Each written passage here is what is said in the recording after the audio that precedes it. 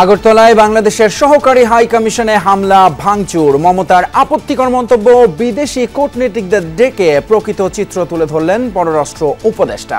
এই সরকার কোনো ধরনের কোনো সাম্প্রদায়িক যে কার্যকলাপ সেটাকে বরদাস্ত করবে না। সরকারি বিভিন্ন দফতর সংস্থায় ৫.৫ লাখ শূন্য পদে নিয়োগের উদ্যোগ, বিসিএস এ মৌখিক পরীক্ষার নম্বর ১০০ কমল।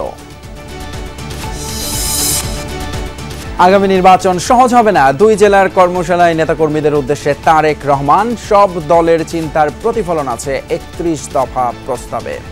কিছু কিছু সহকর্মীর মধ্যে ঢুকে গেছে এমন একটা ভাব যে আমরা ক্ষমতায় বোধহয় চলে যাচ্ছি বা চলে গিয়েছি। তখনই আমরা ক্ষমতায় যেতে পারবো যখন আমরা বাংলাদেশের জনগণের সমর্থন পাবো।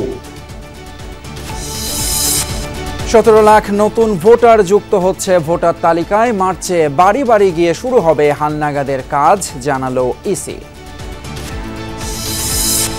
আওয়ামী লীগের উন্নয়নের তথ্য আর বাস্তবতায় অনেক ফারাক পেয়েছে শ্বেতপত্র কমিটি। বাজেটের আগে সরকারকে কৌশল স্পষ্ট করার পরামর্শ ডক্টর দেবপ্রিয়র।